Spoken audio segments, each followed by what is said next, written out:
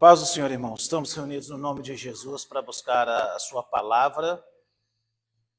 Está escrito nas Escrituras, de ponta a ponta, a instrução divina, que a palavra de Deus é algo essencial. A palavra de Deus não é algo de somenos. Lamento muito, e eu falo isso com os irmãos, nós estamos vivendo uma geração de analfabetos bíblicos. Não quero ter ares de intelectualidade, da cátedra, de alguém que precisa no sentido de ter uma formação de um seminário X. Por quê? Porque é dever da igreja. Está escrito na carta a Timóteo que ela é a coluna e baluarte da verdade. A igreja tem o dever, a obrigação de ensinar a seus membros a palavra de Deus. Jesus disse assim, olha, quando ele estava indo embora, já depois de ressurreto, em Mateus 28, ele diz, ide por todo mundo, ensinai as palavras que eu vos estou ensinando. Aquele que crê e for batizado será salvo. Ensinando-as, batizando-as em nome do Pai, do Filho e do Espírito Santo. Colossenses 3,16 diz que habite ricamente a palavra de Deus em vós. E Jesus disse, quando é que as pessoas erravam a respeito, por exemplo, da morte, por exemplo, depois dessa vida? Por que eles estavam errando em seus conceitos quando dizia assim, o que vai ser lá quando a gente morre, o que acontece? Que ninguém sabe. A gente casa, a gente permanece. Vocês não erram, não é em virtude de estarem sem conhecer as Escrituras? Nunca lestes? É porque não conhece as Escrituras. Quero pedir aos irmãos, se tiver alguém com o celular ligado, desligar o celular, não permitimos o celular na igreja, né? A gente não permite. Então, alguém pode colocar em modo avião, exceto o professor, né? Que às vezes você precisar usar e consultar, os professores fazem isso.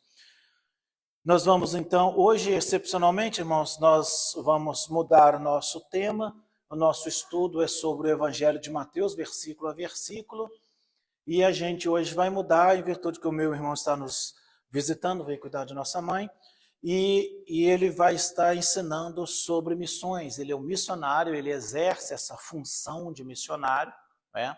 E ele, então, eu pedi que ele falasse mais, se quiser, mais devocionalmente sobre o assunto da qual ele pratica, o assunto que ele vive. Então, ele vive hoje as missões, né? E eu deixei que ele conte o local que está, doutrinariamente, como é que funciona todo esse esquema, pelo menos na experiência pessoal dele, né? Então, ele vai estar tratando que é um dos fundamentos do exercício da igreja, é a missão, né? É a evangelização local, a evangelização mundial. É uma das obrigações essenciais da igreja, é anunciar que Jesus é o Cristo, né? Esse é uma dos fundamentos da igreja cristã. Então, eu vou passar a palavra para ele, e ele vai estar, então, nos ensinando sobre esse assunto. Pastor Júlio César, pode vir? Vou passar aqui, colocar aqui o microfone. Muito obrigado, Flávio. A paz do Senhor Jesus. Estou feliz em vê-los. Espero que estejam bem. Espero que a graça de Deus esteja sobre vocês. Bom, irmãos, eu não me considero um doutor, nem um expert na obra missionária. Apesar de ser missionário, eu não considero. Apesar de que eu tenho a experiência no campo missionário no qual eu estou vivendo. Muitos e muitos outros campos missionários há espalhados pelo mundo afora e que podem ter experiências completamente diferentes da experiência que eu estou tendo hoje. Então, eu quero hoje passar um pouco da minha experiência que eu tenho lá onde Deus me chamou. Muito bem. Então, eu quero convidá-los, por favor, a abrirem as suas Bíblias em Isaías, no capítulo 6, apenas o versículo 8.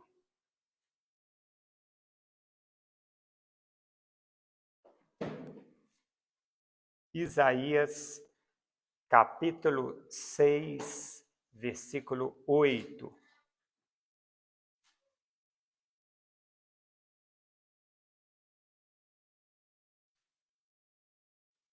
Acharam? Muito bem. Feche seus olhos, vamos orar. Pai querido e amado, te damos graças por esse dia, por estarmos aqui na tua casa, na tua presença, onde mais uma vez queremos ouvir a tua voz, aprender a tua palavra, entender teus caminhos, entender o teu querer individual para cada um de nós. Em tuas mãos, queremos te entregar a mensagem desta noite, a palavra ensinada, pregada nesta casa, e que o Senhor deixe esta palavra ser guardada na tábua dos nossos corações. É a nossa oração a Ti, em nome do Senhor Jesus. Amém. Isaías capítulo 6, versículo 8. Depois disso ouvi a voz do Senhor que dizia: a quem enviarei? E quem há de ir por nós? Disse eu: eis-me aqui, envia-me a mim. Amém. O capítulo 6 de Isaías vai relatar a visão que Isaías está tendo. Aconteceu na morte de um grande rei de Israel, o rei Uzias. Era um rei que marcou Israel por muitos inventos, pelo um período de prosperidade, pelo um período de bonança que teve em Israel. E foi quando este homem, este grande rei, morreu, que Isaías teve a visão. E na sua visão, ele vê um trono e Deus está naquele trono. Então, vocês podem imaginar que mesmo que Israel estivesse de luto por falta daquele grande rei que marcou Israel, mesmo assim, Isaías está na presença de Deus. Ainda que, aos olhos do povo, faltou um rei no trono, porque Uzias tinha morrido, Isaías vê no trono o próprio Deus. E quando ele tem aquela visão, e coisas vão acontecer ali no início do capítulo 6, existe uma pergunta feita por Deus: a quem enviarei? E quem há de ir por nós? Essa pergunta é uma pergunta que desafia a cada um de nós a ser chamado para ser enviado para uma obra missionária. E há uma harmonia muito grande em toda a Escritura, porque o que está escrito no Antigo Testamento não é diferente do que está escrito no Novo Testamento. Porque as Escrituras é uma só. Apesar de serem 66 livros, eles têm uma grande harmonia entre si. Porque se lá em Isaías, que é o Antigo Testamento, Deus está perguntando a quem eu vou enviar, o Novo Testamento, Jesus dizendo assim: vai por todo mundo e pregai o Evangelho a toda criatura. Então, para quem é que Isaías, quando Deus fala lá com Isaías, para quem é que Deus está falando assim? Quem eu vou enviar? E quem há de ir por nós? São as mesmas pessoas nos quais Jesus vai estar dizendo lá em Marcos 16, 15. Ide por todo mundo e pregai o Evangelho. Então, existe um chamado de Deus que é um chamado universal, que é um chamado para todo aquele que já se entregou, que recebeu a Jesus como Senhor, como seu Salvador. Há um chamado de Deus. E é um grande desafio diante de Deus. É um grande desafio para quem? Para nós.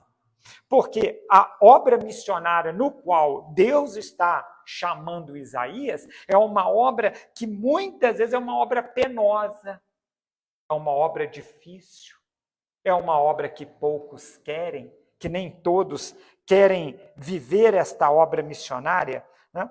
Então, vamos iniciar, né? O que é a obra missionária? Eu gostaria de ver um texto com os irmãos no Evangelho de Marcos, no capítulo 10,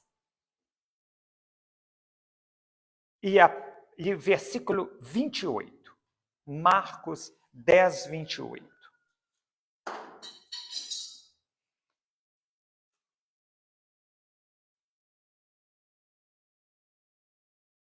Que diz assim: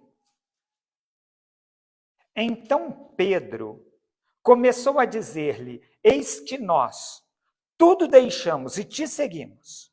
Tornou Jesus: Em verdade vos digo que ninguém há que tenha deixado casa, ou irmãos, ou irmãs, ou mãe, ou pai, ou filhos, ou campos, por amor de mim e por amor do Evangelho, que não receba já no presente o cêntuplo de casa, irmãos, mães, até aí, irmãos.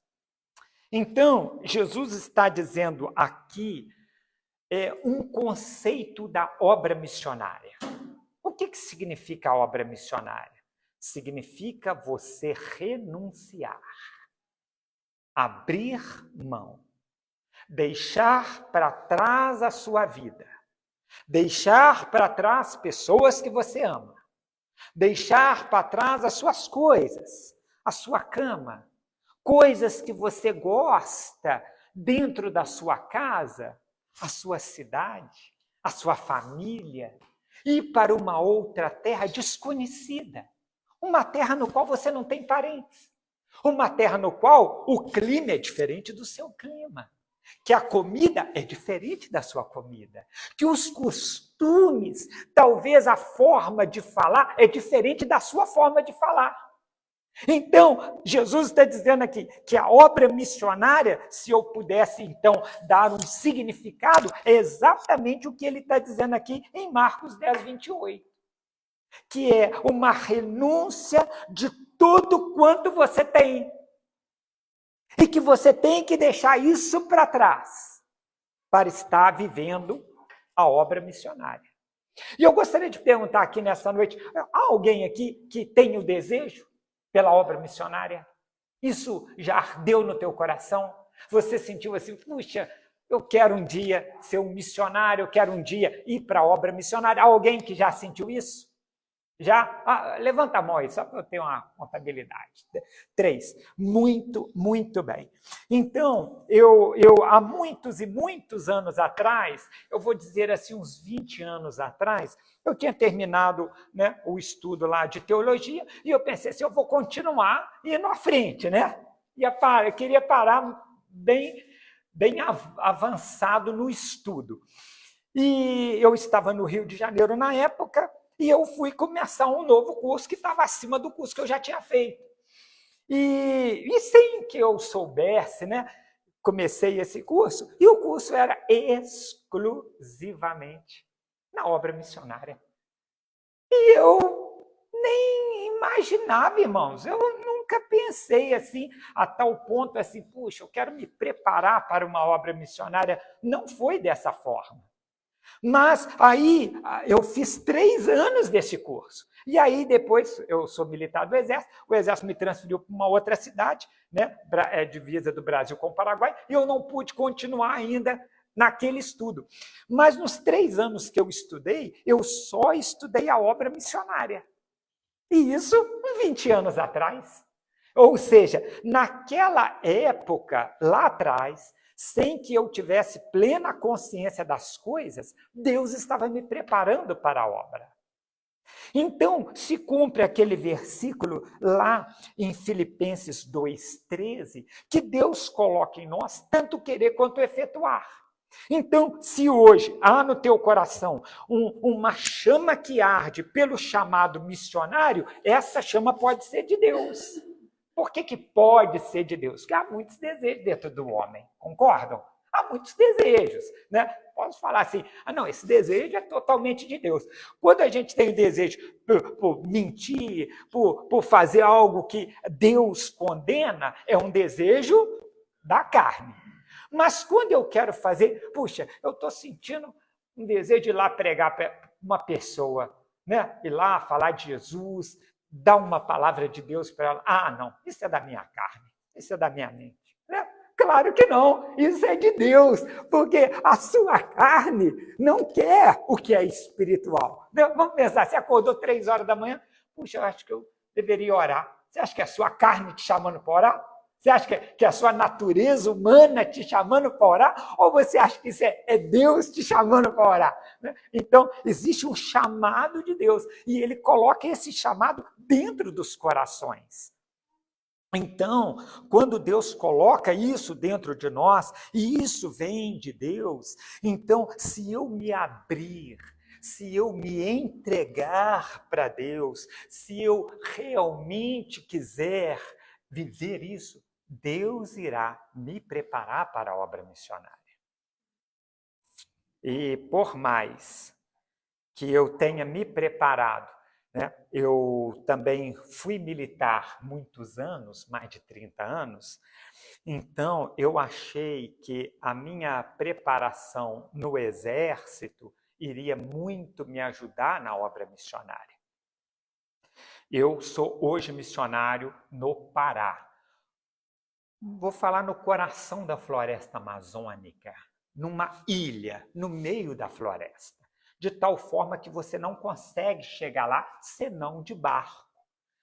Há uma pequena pista de pouso que pousa pequenos aviões. Então também é possível chegar lá de um teco-teco, né? Um aviãozinho pequeno, um helicóptero, também é possível chegar lá.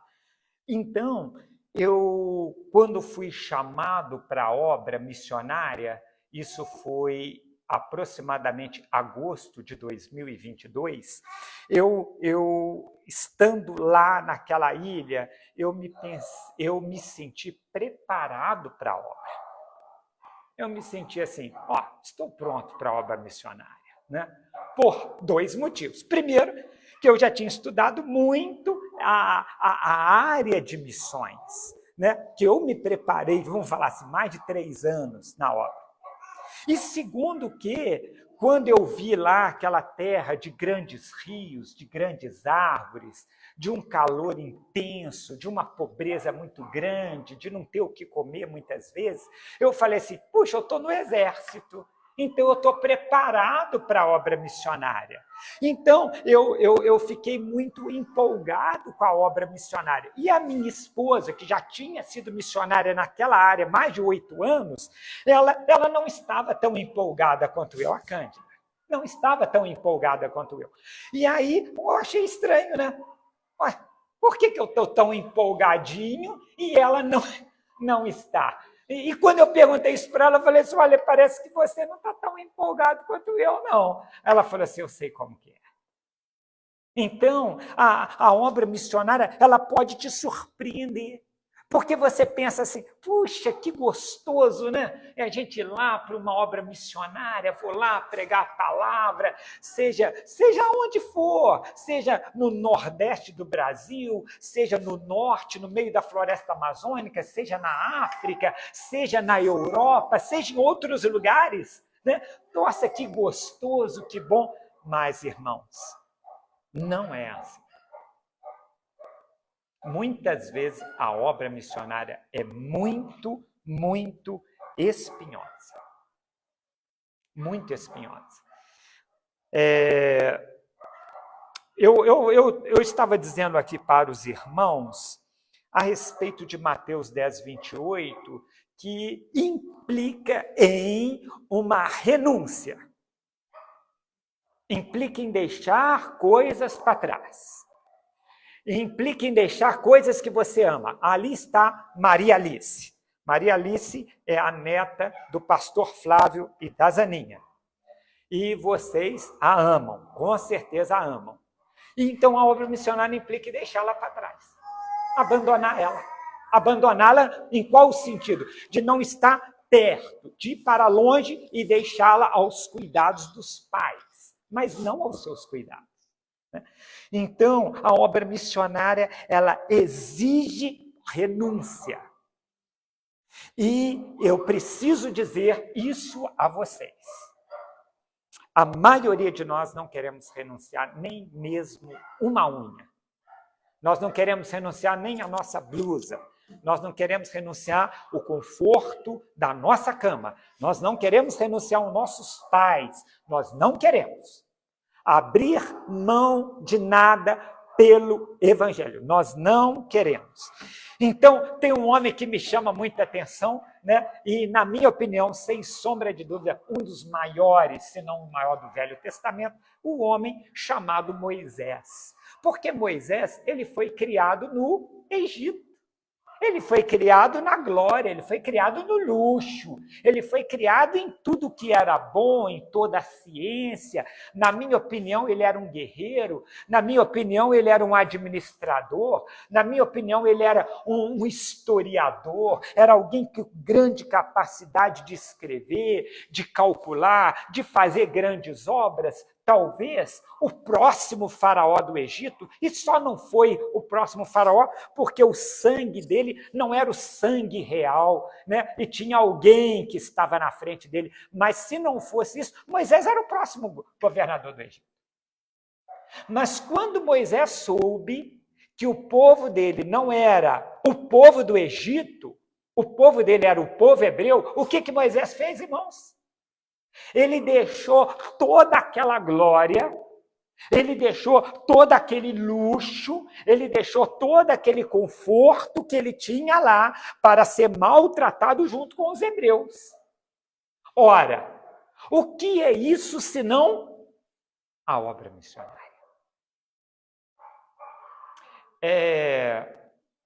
Uma coisa tem que ficar muito claro na obra missionária e que a maioria das pessoas erram e erram feio nisso.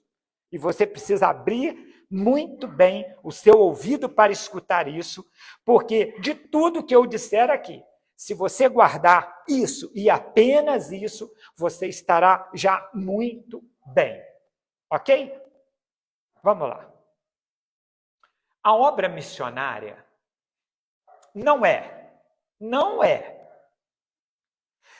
para quem está infeliz com a sua casa, para quem não gosta da sua cidade, para quem não está bem na sua família, para quem não está vivendo uma vida boa.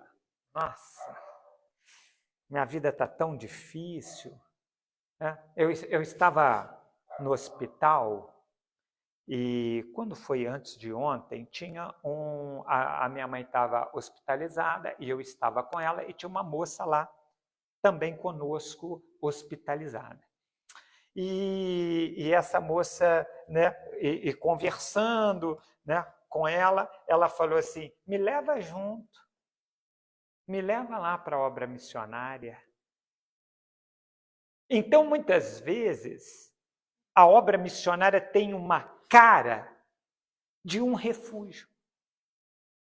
Eu não estou muito bem aqui, sabe? Não consigo arrumar um emprego em São João del Rei. Eu estou me dando bem com meus pais, não. Aqui está tão difícil a igreja, o pastor, então melhor ir para uma obra missionária. Não é para você. A obra missionária não é para quem está infeliz, não é para quem não está se dando bem, não é porque alguém está com um problema e eu vou usar a obra missionária como um refúgio do meu problema, né? Quem sabe lá eu vou ganhar mais? Quem sabe lá eu vou ter uma vida mais tranquila? Quem sabe lá não é para você. Porque a obra missionária não tem como a mola propulsora, não tem como o seu maior significado você ir por causa dos seus problemas. Você vai para uma obra missionária por causa de um chamado específico de Deus na sua vida. E não por causa dos seus problemas, como algo que vai solucionar os seus problemas. Porque eu posso te dizer uma coisa. Se você está tendo problemas aqui na sua cidade, no meio da sua família, com problemas financeiros e problemas dentro da igreja, lá onde você estiver, os teus problemas te acompanharão. Você terá os problemas lá na cidade no qual você estará como missionário. Então, a obra missionária é para quem tem um chamado. Então, vamos lembrar, eu estou em Gênesis capítulo 12. O homem que dá origem a uma nação. O seu nome, Abrão, pai exaltado. Futuramente, Abraão, pai de uma multidão. Aquele homem, ele estava na sua terra. Ele não era um jovenzinho, ele tinha 75 anos de idade. Quando ele foi chamado por Deus, ali em Gênesis, no capítulo 12, Deus diz assim para Abraão: sai da tua terra e da tua parentela e da casa de Deus, de teus pais, e vai para uma terra que eu te mostrarei. Pode parecer ser a maior loucura do mundo, porque na minha cabeça, ainda que as escrituras não dizem isso, mas na minha compreensão, Abraão, ele era dono de muitas propriedades naquele lugar. Ele era um homem muito bem sucedido. Ele era um homem muito bem quisto naquele lugar. Ele era visto ali como um homem de Deus, como uma referência, como um homem próspero, como um homem que estava bem. Prestou atenção nisso? Ele estava muito bem. Né? Não é que ele estava tendo problema e por causa dos problemas ele falou: Senhor, eu estou pronto para ir para uma obra missionária. Não, irmãos, não, ao contrário, ele estava feliz, ele estava bem, ele era um homem próspero naquele lugar. Então Deus chamou ele para uma obra missionária. E aí alguém poderia chegar assim e falar assim: Vitor, né? Poderia sim, Vitor, chegar nele e falar assim: mas ô Abraão, o senhor está indo mesmo para onde? Eu não sei. Mas você não sabe para onde você está indo? Não. Mas então, como que você vai saber o lugar?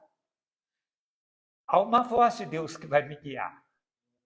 Então, era impressionante o chamado de Abraão, porque ele está indo para uma obra missionária sem saber onde era, porque ele seria guiado passo a passo por uma voz, pela voz de quem? Do Deus que ele servia, do Deus que ele conhecia.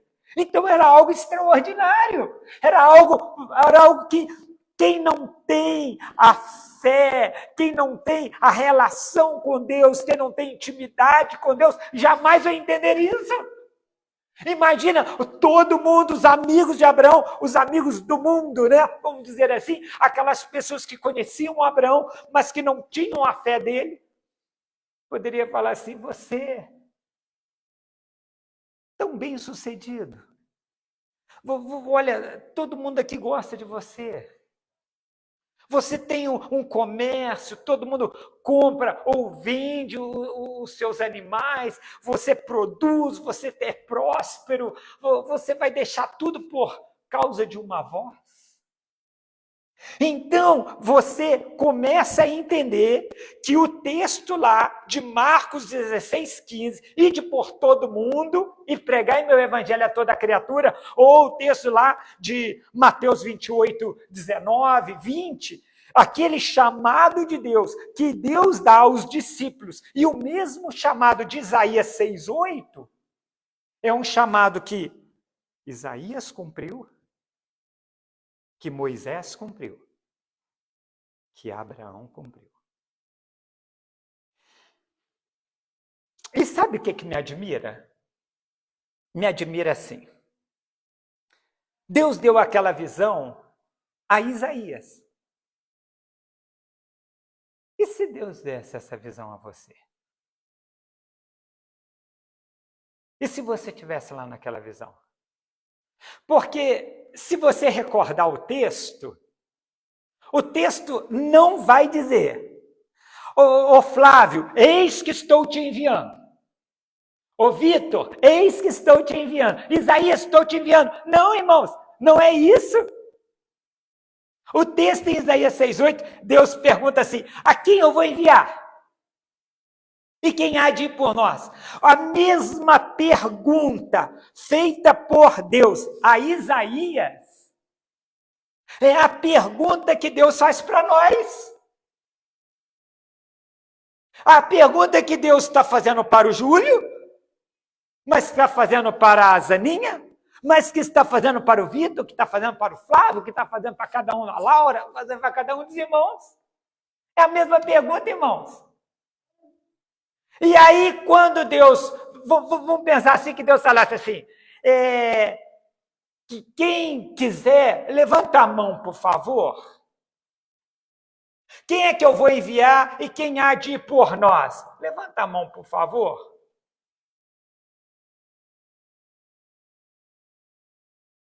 Zaninha. Vitor. Flávio. A gente sempre pensa assim, não, eu não, Senhor. Eu não. Ah, envia a Laura. Não está fazendo nada. Está aí tranquila. Não, envia o Vitor. Só fica lá com os bonsai, manda esses bonsai para outra pessoa e manda ele. Então a gente nunca acha que o chamado é para nós. E a gente fica.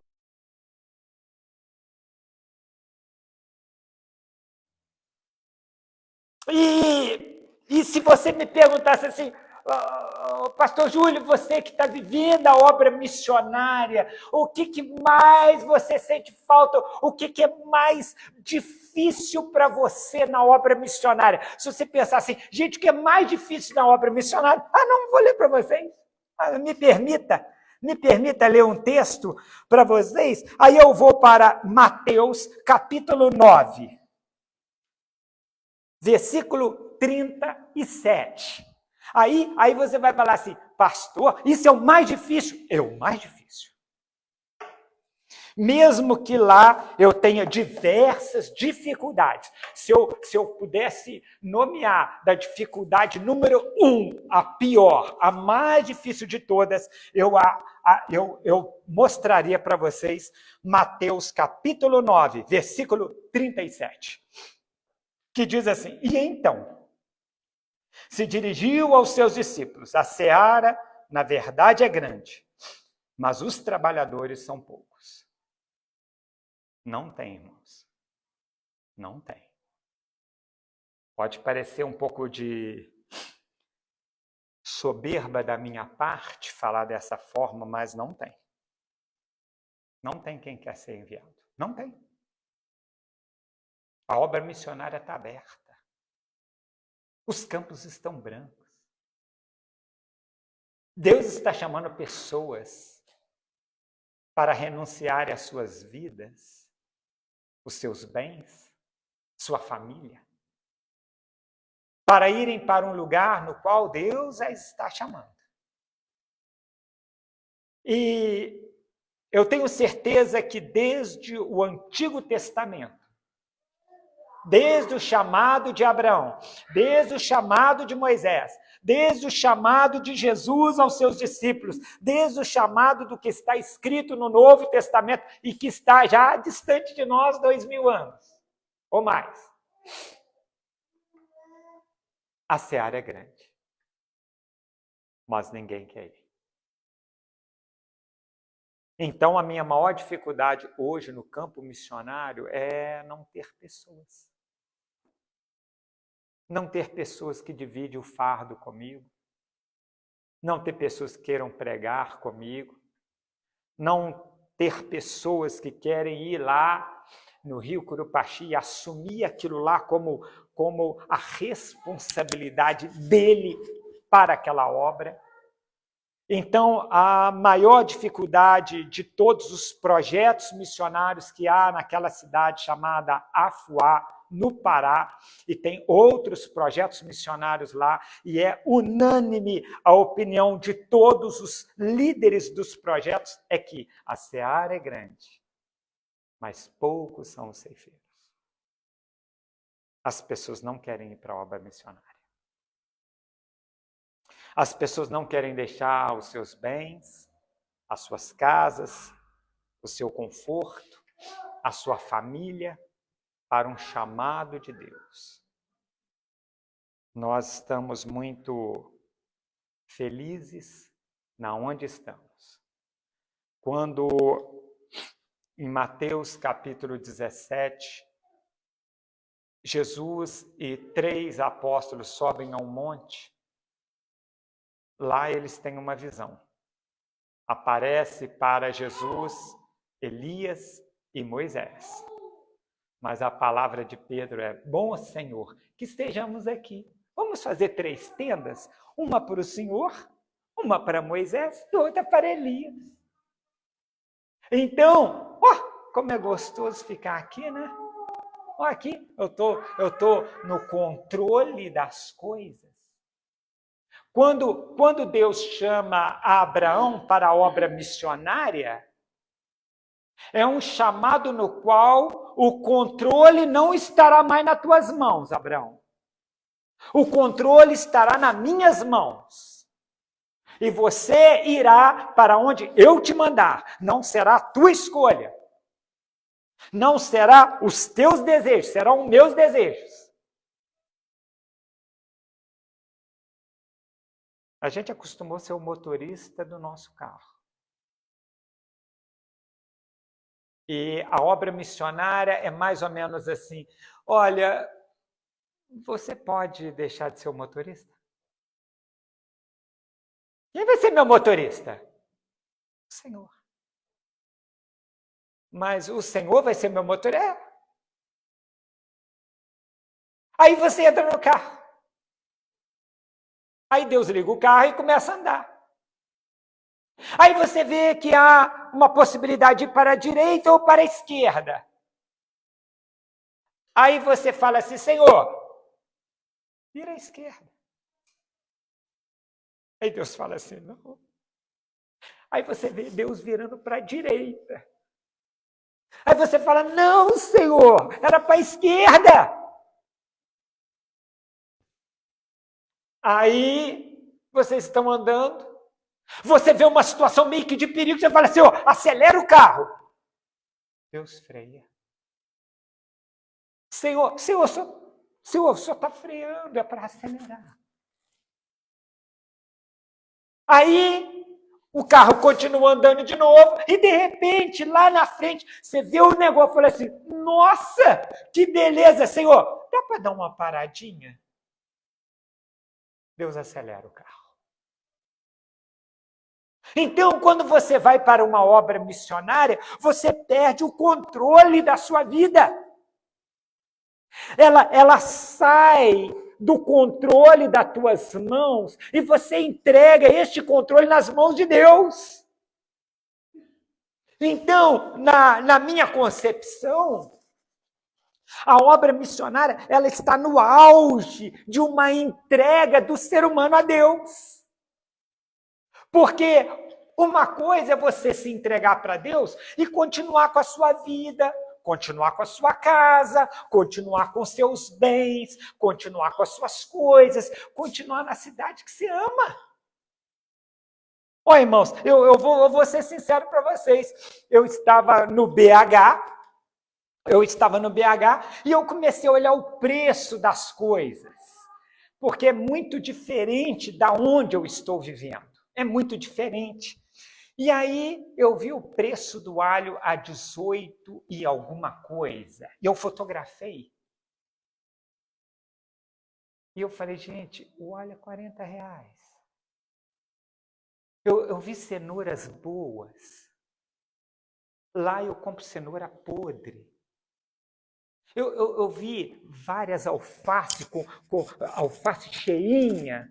Lá eu compro alface com três folhas, toda quebrada, estragada. Várias vezes a minha esposa fala assim, se você achar uma cenoura, você traz? Trago! Se eu achar, eu trago. E aí isso, perdão da palavra, vocês vão falar assim, pastor, que é isso? Eu comecei a ficar oprimido no BH. Falei, gente, isso aqui é o paraíso. Será que eu estou em outro planeta? Será que aqui é os Estados Unidos? Eu não estou sabendo. Porque é muito diferente da minha realidade. Porque eu vivo uma realidade que eu nem de longe eu tenho acesso a isso. Lá quando você vai comprar, por exemplo, muitas vezes, eu estou falando do quilo de alho a R$40, mas muitas vezes, não, lá nem querem vender no quilo. E eu vou falar para vocês que é mais caro ainda do que R$40, é na cabeça. Né? Várias vezes você vai comprar as frutas, é na unidade. Né? Aí ele foi me vender um mamãozinho assim. Quanto que é um mamãozinho? R$20. R$20. Então, aí você fala assim, gente, o que eu vou fazer? Não vou comer mais. Não vou comer mais essas coisas. Essa é uma realidade das pessoas lá, da grande maioria, né? É. A grande parte, eles não têm condições de comprar. Fala do salário, essas coisas também. Então não há como manter-se diante de coisas que ou não tem ou é muito caro. Então, por que eu estou falando tudo isso? Eu estou falando porque aqui nós temos uma vida, um perdão da palavra, um vidão. Você tem acesso a tudo. Você sai da sua casa, você sai andando. Você sai de carro. Se você precisar, você vai em, sei lá, em Belo Horizonte, você vai em Barbacena, você vai em Tiradentes. E lá na cidade onde eu moro não é assim. Lá quem manda é a natureza. Você vai se a natureza te permitir. Porque se a maré estiver baixa, não tem navio, não tem lancha para que você saia da cidade. Então você não pode sair. Se você perguntar assim, daqui 2 dias, que horas que tem a lancha? Não sabemos. Não sabemos. Porque a natureza é maior do que você. Aí você percebe, então, que aquele controle que você tinha lá quando você morava em São João del Rei, ou numa terra normal, vamos dizer assim, perdão da palavra, aquele controle você não tem mais. Porque agora o controle passou a estar na mão de Deus. E você perdeu isso que em outros lugares você tinha. Então, olha a gravidade, olha a altura que é o chamado missionário. A primeira coisa, para quem quer um chamado missionário, é você ter isso da parte de Deus. Eu sei que a vontade de Deus é que todos nós renunciemos a alguma coisa.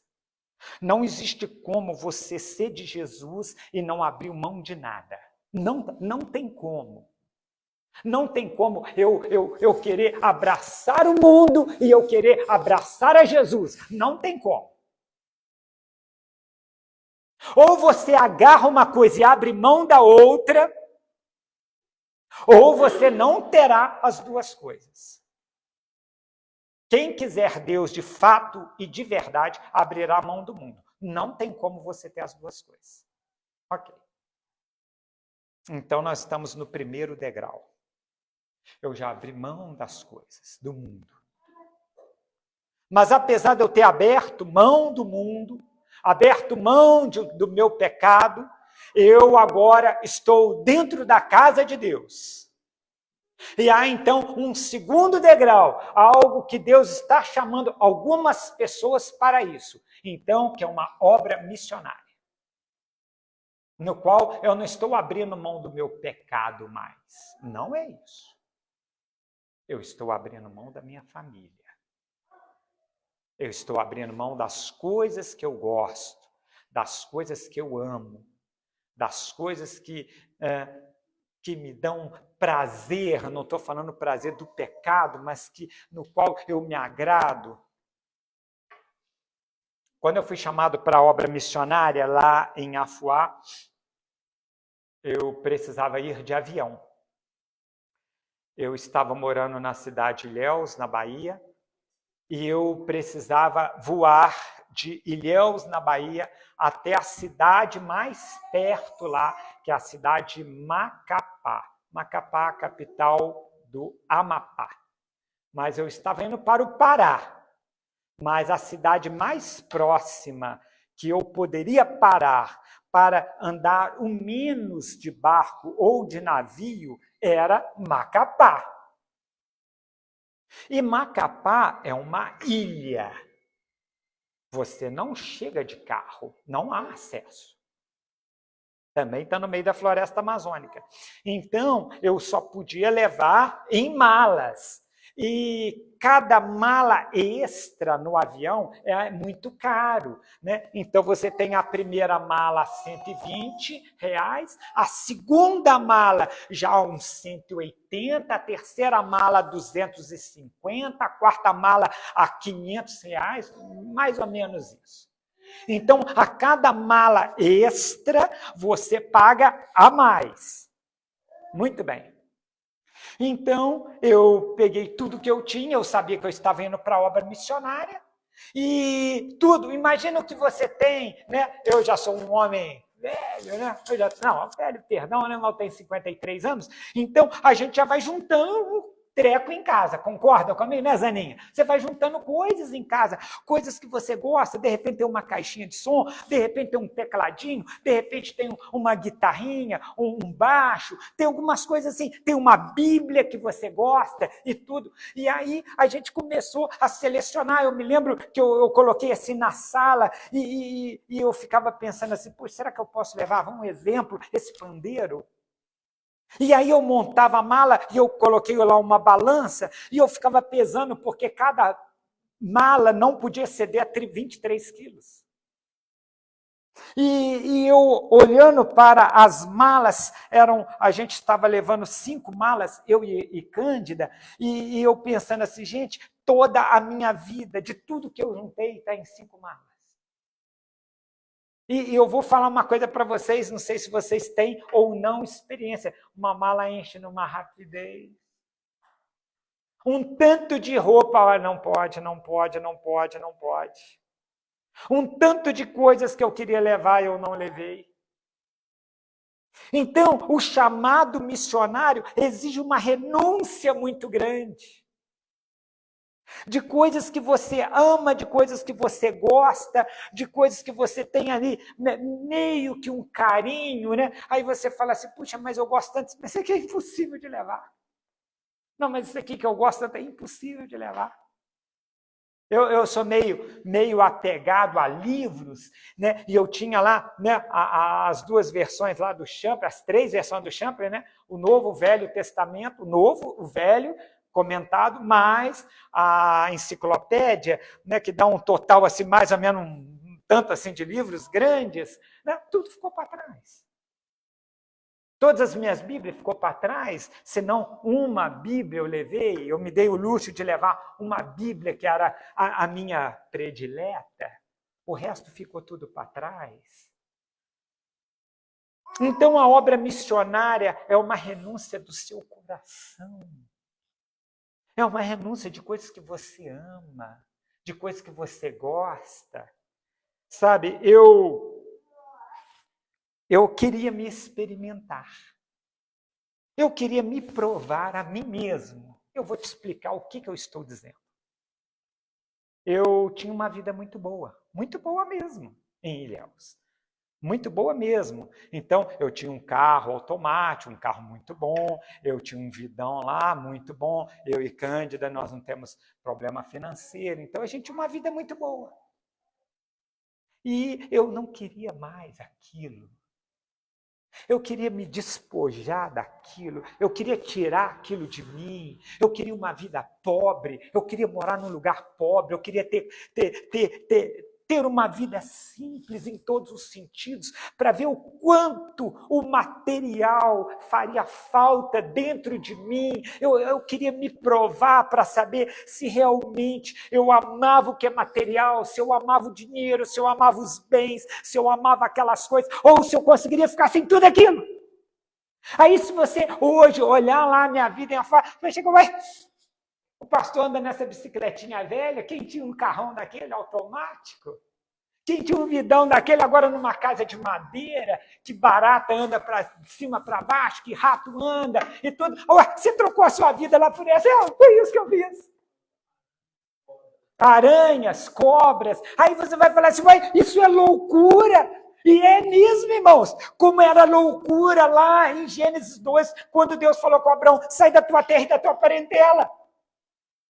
Quem não tem fé, quem não tem um relacionamento com Deus, quem não entende as Sagradas Escrituras, ela jamais vai entender a obra missionária. Porque ela não tem lógica do ponto de vista humano.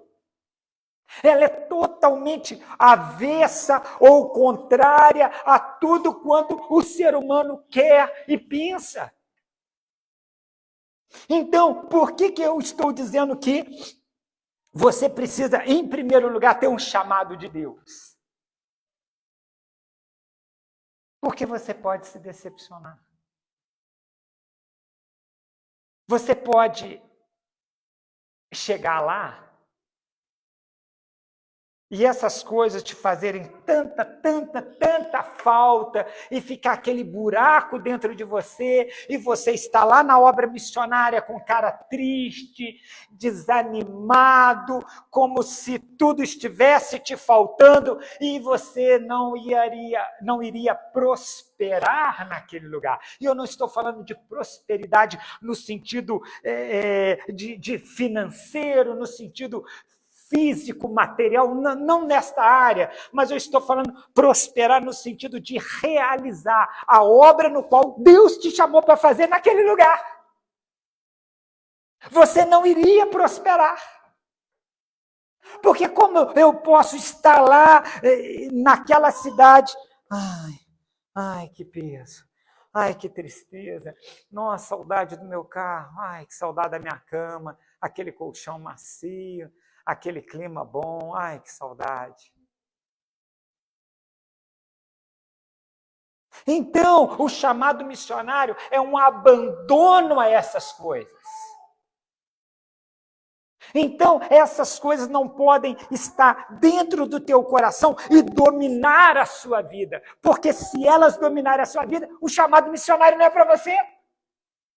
Você não está preparado para isso.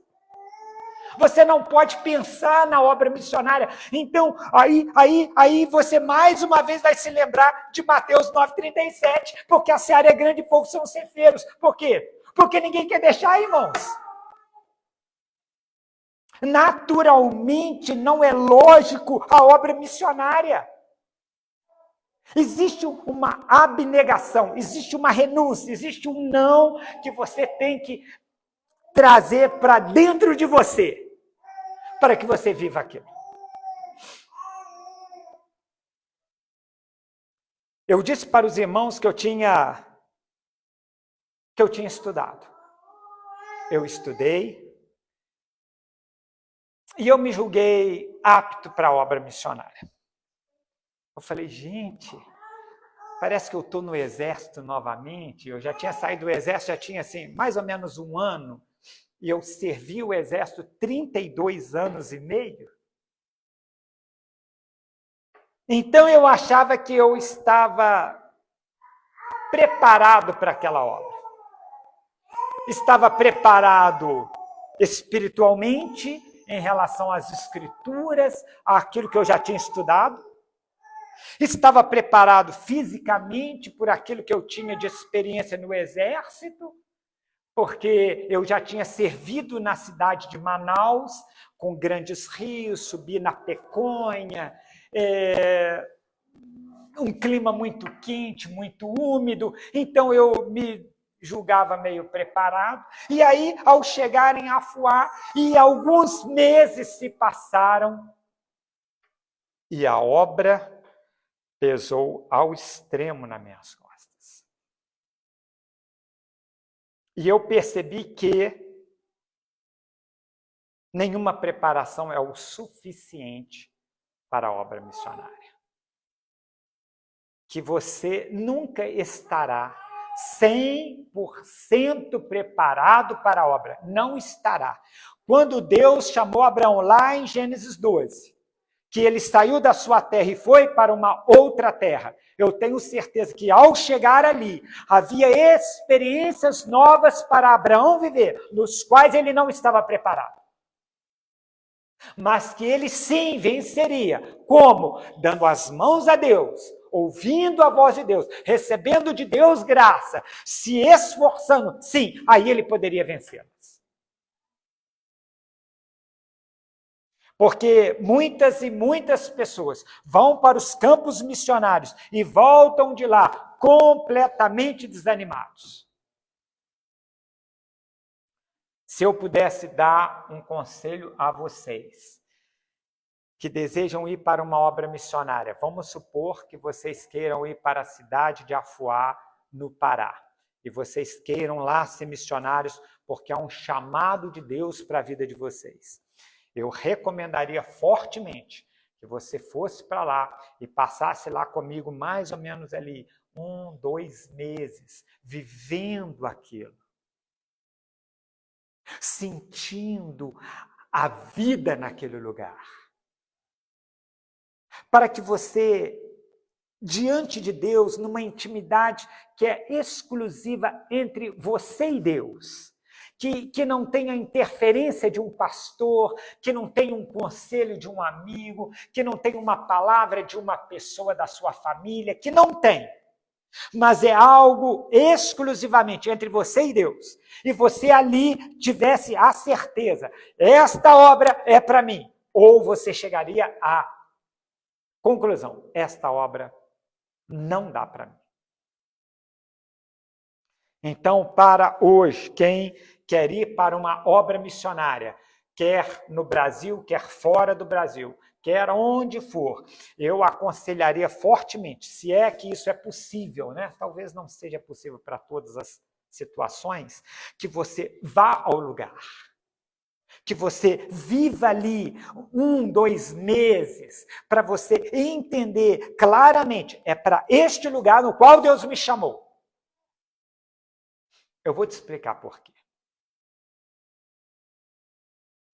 Quando você é chamado para uma obra missionária, você tem que se sentir pertencente àquele lugar. É como se aquele lugar fosse sua terra. É como se aquelas pessoas fossem seus parentes. É como se você sempre tivesse nascido naquele lugar. Você nasceu ali, cresceu ali, ali estão os teus conhecidos. Porque se você não fizer assim, se você ali se considerar um estrangeiro no meio deles, se você não conseguir esta harmonia entre você e aquele ambiente, contando com pessoas, contando com a natureza, contando com estilos de vida, você não será bem-sucedido na obra missionária. A obra missionária vai exigir de você que você, então, se harmonize com aquelas pessoas. Exceto no pecado. Porque senão alguém pode falar assim, pastor, só está pregando. Em qual sentido? Das pessoas começarem a ver você não como alguém que quer roubar a cultura deles ou alguém que quer impor uma cultura de fora, mas alguém que quer ensinar para eles apenas o Evangelho de Jesus. Uma das dificuldades que tem é a própria natureza. Você observa o clima aqui de São João del Rei. Eu estava lá na Santa Casa, com a minha mãe internada, e algumas coisas me chamaram a atenção. Uma delas foi a seguinte, gente, cadê os ventiladores deste lugar? Não tinha.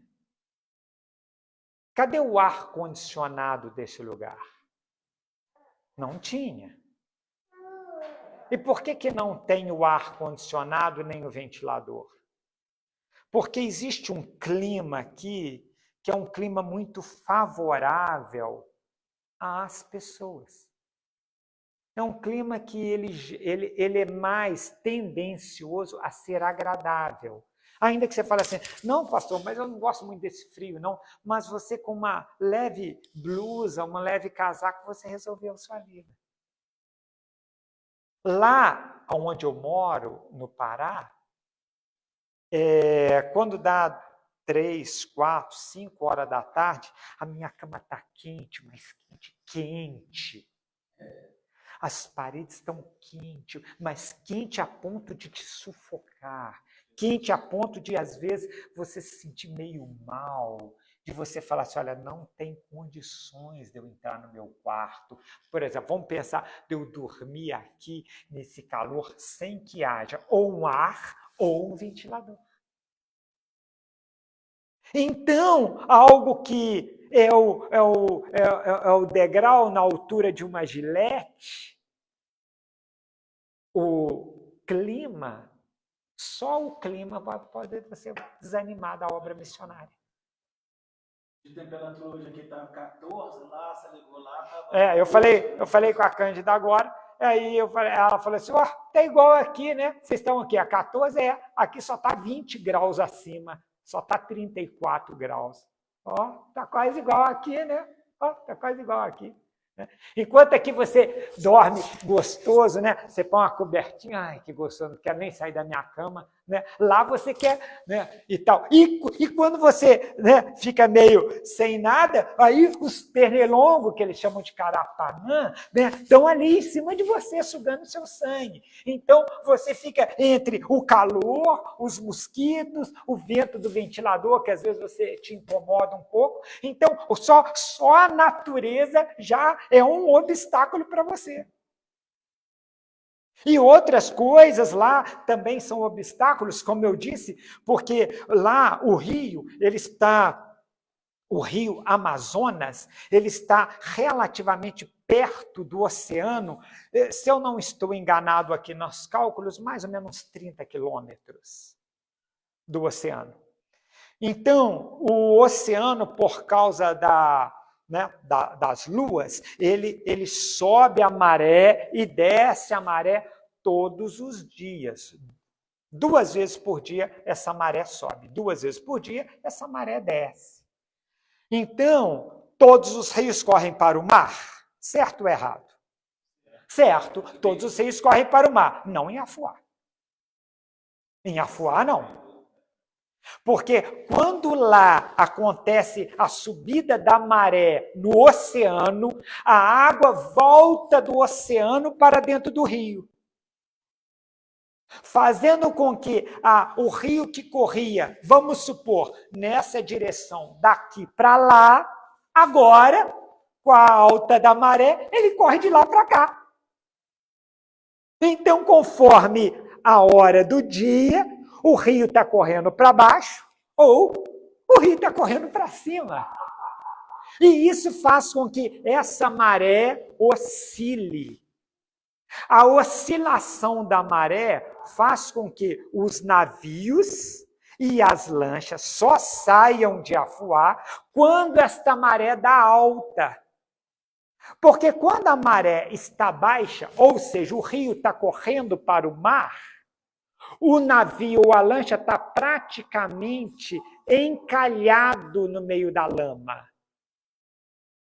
Quando você olha, por exemplo, isso é muito nítido em Macapá, quando você olha assim, você vê uma área muito vasta, toda de lama. E aí, num determinado horário, por quê? Porque esse horário flutua muito. Aí você começa a olhar, está vindo uma água. Uma água começa a correr ao longo assim de uma margem que você nem consegue enxergar. E essa água está começando a vir. E a água começa a vir. Vem porque a gente está numa plataforma alta e você vê essa água chegando. E, de repente, aonde você tinha visto que estava todo de lama e tudo, agora é uma água extremamente violenta, que tem o que eles chamam de maré. O que é a maré lá? Maré, para eles, é um movimento das águas que gera até ondas. Então, o rio Amazonas, naquele lugar, é um rio ele é muito grande, a ponto de quem chega, por exemplo, em Macapá, porque lá em Afuá eu não consigo ver o rio Amazonas, eu só vejo o rio Afuá, mas lá em Macapá a gente vê, você olha daqui e você não consegue ver o limite do rio. Ele emenda com o horizonte. E você tem a impressão assim, eu estou diante do oceano, porque você está vendo um volume de água, você vê grandes navios, você vê ondas que batem assim, que sobe água altíssima, e você não consegue ver o limite do rio. Você não consegue. Você vê assim, ele emenda com o horizonte, você fala assim, isso aqui é o oceano. Não é, é o rio Amazonas. Então, aí você percebe que a natureza é maior do que você, ela é maior do que os seus planos. Você não tem mais o controle da sua vida no sentido assim, eu vou pegar um carro, vou pegar que carro? Que carro? Afuá não tem carro. Afuá não tem moto. Tudo que tem motor está na água. Afuá só tem duas coisas, ou você anda a pé, ou você anda de bicicleta. Você não tem outra terceira opção. Então, por exemplo, você vê o policial, os policiais, ele tem bicicletinha. Em frente à polícia, tem lá 5, 6, 10 bicicletas, que é a bicicleta do policial. Se você passar mal, né, a ambulância é o quê? São duas bicicletas assim e um lugar assim que tem tipo uma plataforma, que tem lá uma prancha, uma maca, que se alguém passar mal, é colocada ali e 2 caras numa bicicletinha vai te levar você lá para o hospital. O que está sendo mal danado. Então, lá você não tem Uber,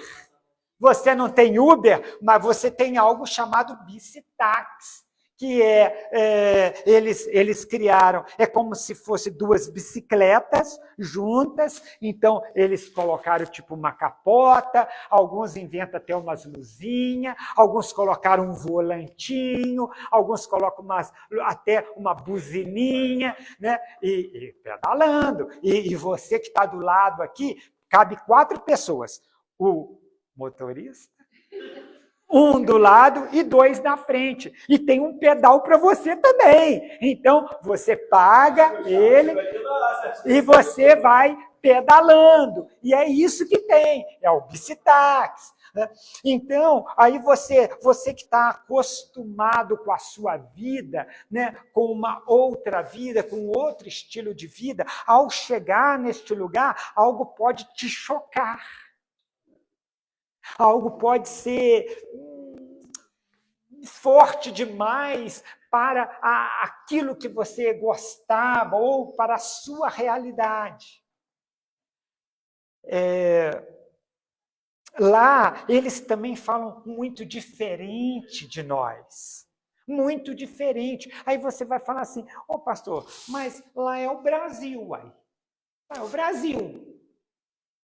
Só que a minha impressão lá de Afuá, onde eu estou, e eu estou, como eu disse logo no começo aqui, né, desse estudo, que eu não estou falando que eu sei, que eu sou experiente em obra missionária, porque eu não sou, eu estou contando da minha realidade, então eu me considero, vamos falar, um neófito missionário, né? Um novo missionário, no sentido de não ter experiência, e eu estou contando da minha experiência naquele lugar. É que as coisas lá, a forma, por exemplo, deles falarem são muito diferentes, apesar de ser Brasil igual o Brasil é aqui. Né? Então, aí você está lá e fala assim, olha, eu estou passando devagar. Estou passando devagar, as coisas estão assim. Então, o que é passando devagar? Eu estou passando grandes necessidades. Eu estou passando fome, eu não tenho o que comer, eu não tenho para as minhas necessidades básicas. Então, eu estou passando devagar. Né? Esses dias eu estava lá, num lugar chamado Moinha. O que é Moinha? É a serragem que a gente conhece, aquele pó da serra de cortar, porque lá é um volume absurdo de madeira que você não faz ideia, eles não sabem onde colocar aquele pó. Você vai falar assim, o quê? Não sabe onde colocar aquele pó. De tanto que tem, o volume é absurdo, mas é absurdo que é difícil até... Não, só para vocês terem ideia, lá do lado do CAF, é o Centro de Apoio Familiar, onde a gente recebe 100 crianças diariamente. Então, ao lado tem um campo de futebol. E esse campo de futebol é todinho na Moinha. É só disso. É só desse pó de serra, uma altura grande, grande. O rio que passa é o Rio Afuá, que deu o nome a essa cidade que está em Palafitas. Explicar o pessoal que às vezes não sabe.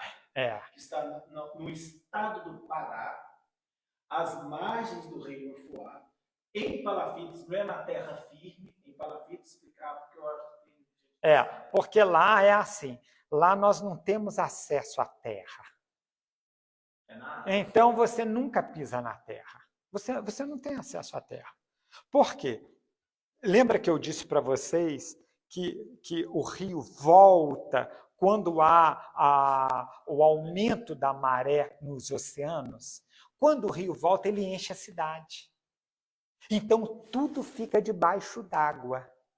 Para que você não fique debaixo d'água, tudo é construído acima da terra, como se fosse a altura aqui desse gasofilácio, né? Como se fosse essa altura, ou talvez até mais alto um pouco, de tal forma que, quando a água vier encher, aquilo não te atinja. Então, tudo está em cima dessas madeiras, do qual se chama palafita. Então, por exemplo, a largura das ruas em Afuá eu assim, meio chutando, é a largura dessa igreja. É mais ou menos a largura da igreja. Você fala assim, essa aqui é a largura lá das ruas. Então, essas ruas, na maioria, são feitas de madeira. Tem noção aqui da 4,10. Então, aproximadamente da minha casa até o centro da cidade, eu moro na periferia, num lugar chamado Capim Marinho, diz um rapaz lá bem inteligente, lá que entende muito bem, ele falou assim, ô pastor, aí tem 400.000 dúzias de madeira, entre a sua casa e o centro da cidade. 400.000 dúzias de madeira. Então, é algo que é fora da nossa realidade, até de contabilizar, né? Uma vez eu fiz uma pequena reforma lá em casa.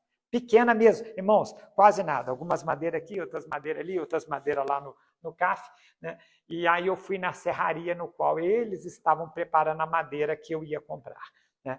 E aí eu vi chegando toras e toras. Eram 5 árvores gigantescas, aproximadamente esse diâmetro aqui. Eu estou... Né? Mais ou menos isso aqui. E estavam chegando só para uma pequena reforma. Então, lá se tem muita, muita madeira. Mas eu estava falando de outra coisa, eu estava falando sobre formas de falar. Né? E aí a gente estava lá nessa tal moinha, eles iam jogar bola, e eu estava lá, eu sou formado nessa área de educação física, e eu estava coordenando lá um futebol. E eu vi eles falando alguma coisa assim, tipo assim, não, ele é Gutinho, ele é Vitinho. Eu falei assim, gente, que história é essa de Vitinho, né, Vitor? Que história é essa de Vitinho, Gutinho, né, e tal. Aí eu compreendi. Eu falei assim, já entendi.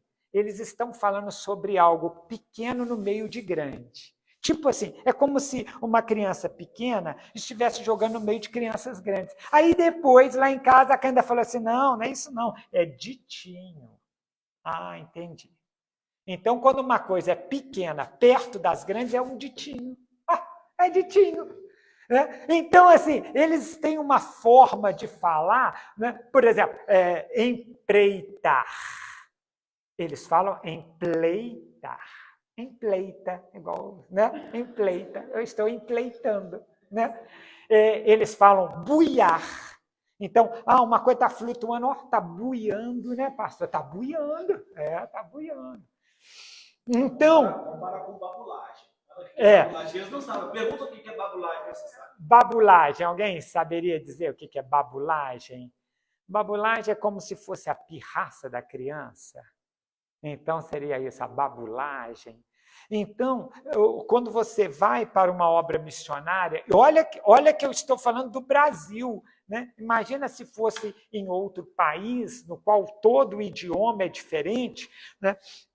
Então, você tem muitas dificuldades. E eu ainda nem cheguei ainda, vamos supor, na área espiritual. Eu estou falando do básico do básico. Primeiro, enfrentar o clima, que você não está preparado. Olha aí, vocês estão de blusa, né? Lá não tem isso. Não tem. Você nem consegue dormir se não for de pelo menos um ventilador. Então, você não está preparado, talvez, para enfrentar o clima, para enfrentar a natureza, porque você aqui é acostumado com carro, que carro? Não, você está acostumado de moto, que moto? Você está acostumado assim, não, eu pego um ônibus e vou. Ué, você vai não, ué.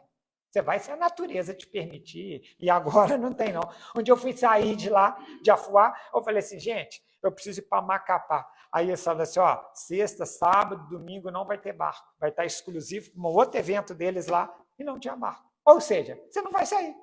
E pronto, acabou. É só assim. Só emendando um pouquinho, porque a gente tem que pensar nas implicações disso. Eu sou da área da enfermagem. Alguém passou muito mal que não tem tecnologia em Afuá. Você está passando mal desgraçado. Mal de morte. Você vai instalar dedo, vai pegar navio a 4 horas. Quantas horas dá para Macapá? Só para saber. Assim, numa lancha mais rápido está 2 horas. 2 horas alguém passando. Entende qual que é a situação? Uma situação de morte. Se você estiver passando uma situação depois você fala do hospital lá que eu não tenho conhecimento, a menos que seja muito avançado, eu duvido. Então, imagina que tiver, e a pessoa precisar de um socorro rápido, se é que você vai conseguir chegar lá, é 2 horas de traslado, fora de chegar lá no lugar até onde a pessoa chegar. Isso é um negócio assim. Oi, Zaninha. Ele falou disso. Caso uma pessoa morre, eu vi que um cemitério fica lagado. Podem já. Certo. Meu pai já fez, a gente assistiu os vídeos em qualquer live, né? Tudo. Eu já conheço a cidade. Inundou e tem pessoa para sepultar. Mas vai esperar.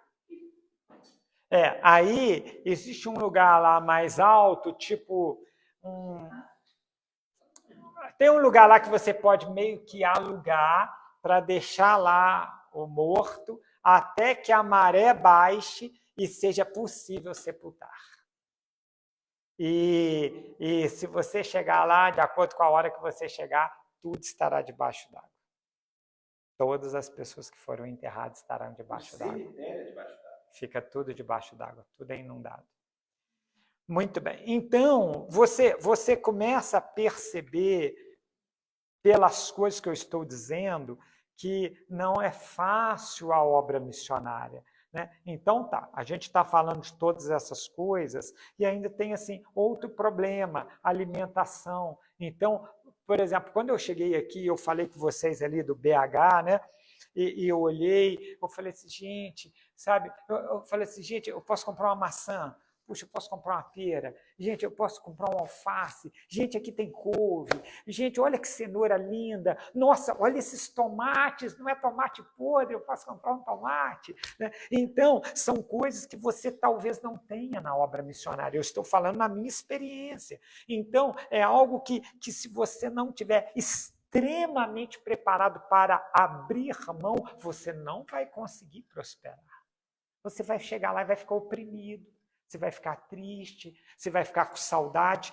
Por exemplo, quando o povo de Israel saiu do Egito, o Egito era um país muito próspero, havia muita coisa boa para comer. Apesar deles serem escravos, eles tinham uma alimentação muito boa, porque aquele chamado delta do Nilo produzia muito, era muito abundante, muito rico. Então, quando eles estavam no deserto e que eles não tinham tudo aquilo, eles começaram a ter saudade dos pepinos, dos alhos, daquela comida boa que eles tinham lá no Egito. Então, ir para uma obra missionária é você não mais sentir saudade, o seu coração tem que estar desprendido daquilo que ficou para trás, porque agora você tem que viver aquela realidade como se fosse a sua terra. A sua vida é aquilo ali. Você tem que olhar para aquelas pessoas como se aquelas pessoas fossem seus irmãos, fosse a sua família, como se aquela terra fosse a terra no qual você nasceu. Porque se você não encarar a obra missionária desta forma, você não vai prosperar, como eu já disse para vocês. Você vai chegar lá, aquilo vai ser um peso tão grande na sua vida que você vai desistir. E você não vai desistir depois de um certo tempo, depois de passar 10 anos. Não, você vai desistir muito antes. Em poucos meses, você já não vai aguentar e vai voltar para trás. Então, a obra missionária, ela exige isso. Ela, por exemplo, lá... A gente estava lá no Curupaxi, né? Aí quando eu vi uma aranha do tamanho da minha mão, estava andando assim no banco, assim, dentro da igreja. E tipo assim, nada de normal, não. Morcego voando assim, dentro da igreja. Normal. Eu fui no banheiro, eu vou falar com vocês, eu não vou, pastor, você também está dando mau testemunho, né? Aí tinha uma aranha assim, ó, assim. E eu fazendo xixi aqui, vendo a aranha lá, eu nem me importei. Deixa ela aí, vou lá, voltar lá para dentro. Entendeu? Então, tipo assim, é normal, uai. Você conviver com isso. Conta lá da jiboia, lá do rato. Aí tem um missionário, inclusive ele é da minha igreja, e ele trabalha num outro projeto missionário. E é perto lá da minha casa, perto lá da casa missionária de onde eu moro. E aí estava dando muito rato no forro. Muito rato, a ponto de incomodar, dele fazer tanto barulho que você fala, gente, esse rato vai cair na minha cabeça, né? Isso é muito normal. E aí esse Jonatas, ele é muito, né? Ele é da terra, nativo ali na terra, e aí ele foi e pegou uma jiboia dessas grandes. Aí ele pega a jiboia, ele faz o que? Ele mata? Ele joga no mato, joga no rio? Não, ele pega e joga no forro da casa dele. Para que a jiboia faça o serviço de quê, irmãos? Acabar com o rato. E aí, às vezes, eles estão lá tomando café, a jiboia está deslocando e ela para aqui, fica enrolada aqui. E aí, eles dão um nome para ela, um nome íntimo, um nome de amor, de carinho. A Gigi. A Gigi onde está? Vamos tirar foto da Gigi. Gente, vem cá. Quem está aqui? A Gigi. Vai tirar foto. A Gigi mora ali. Aí, quando acabam os ratos, a Gigi vai embora, fez o serviço. Se tiver um pavor de cobra ou pavor de rato, não tem condições. A pessoa vai sentir um mal-estar, a pessoa vai vomitar, a pessoa vai ter pânico. Você entra em pânico, com medo de ser comido vivo. Então, assim, lá, irmãos, é uma terra que existe uma harmonia entre o que, de repente, nós repudiamos e os habitantes da terra. Eles têm uma harmonia entre eles, a natureza, inclusive o rio. Então, por exemplo, quando há uma enchente lá, por exemplo, quando já teve casos de o centro ficar tipo inundado, que as águas ultrapassarem muito aquele limite no qual as casas são todas elevadas, mas a água veio numa situação extraordinária e ultrapassou, entrou dentro das casas, né, e tal. Há uma alegria.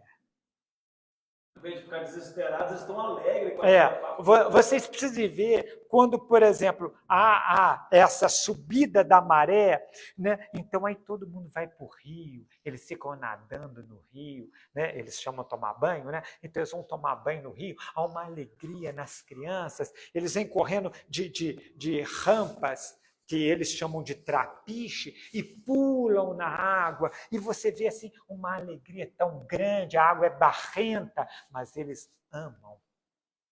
Então, só um pouquinho. Então, se você chega assim, se caga barrenta, cheirando fezes, cheirando esgoto, isso é uma ofensa. Porque ali para eles é sagrado, para eles é bom, né? E aí a pessoa, nossa, mau cheiro da água, porque é uma água que acaba misturando no cemitério, que é água que bebem. Então, é uma situação muito grave, porque se aquela água passa no cemitério, aí fala o tratamento da água, o tratamento dessas coisas, que aí o pessoal vai entendendo, e depois do grande, qual que é o perigo mais, qual animal mais perigoso, se é onça, se é jacaré, se é qual animal que é perigoso lá, o pessoal, porque não vai saber, pergunta se alguém que sabe, para ver se é uma aranha desse tamanho, ou se é essa jiboias, né?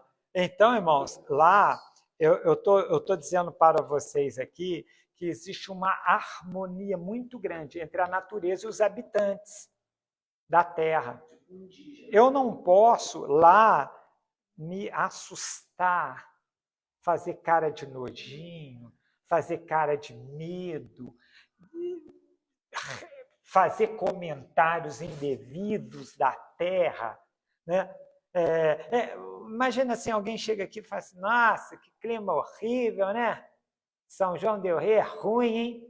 Essas friagens, e ficar reclamando, e você sabe que o cara é de fora, você sabe que ele é estrangeiro, então vai embora, miserável, vai para sua terra, né? Então, eles têm uma harmonia muito grande, como eu disse para vocês, eles gostam. Então, por exemplo, como lá eu não tenho uma rede de água e esgoto que traz água para minha casa. Vocês estão numa realidade tão diferente, mas tão diferente, que às vezes é até difícil de imaginar. Mas a Copasa, né? Copasa Minas Gerais, Sanepar, lá no Sul, tem outras empresas, Sabesp, São Paulo. Eu sou a Sabesp. Olha aqui a Copasa aqui. Eu sou a Copasa, sou eu. Por quê? O tratamento de água sou eu mesmo. Quem é que puxa água para sua casa? Eu mesmo. Então, como é que isso acontece? É simples, é facinho, uai. É facinho. É só você instalar um cano lá do rio até na sua casa, ou uma mangueira ou um cano. Por sua conta. Não é o prefeito, isso. Não, é a pessoa que faz particular, levando lá no Rio Afuá e indo lá na cidade. Isso. Mas lá todo mundo mora na beira de um rio ou igarapé. Todo mundo mora. Então, vamos pensar numa distância razoável. Vamos pensar daqui, desta igreja, até essa aqui é a Carlos Alves. A Carlos Alves. Vamos pensar mais ou menos nessa distância, a distância que o rio está da minha casa, do igarapé lá. Então, tá. Aí eu pego a minha bomba, que é vulgo bomba sapo, né? E vou levando ela até o rio. Quando o rio está enchendo, não quando o rio está esvaziando, porque ela não pode ficar fora d'água, ela queima. Então, o rio tem que estar cobrindo ela, e o rio fica enchendo e esvaziando. Então, eu tenho que saber a hora que o rio está enchendo.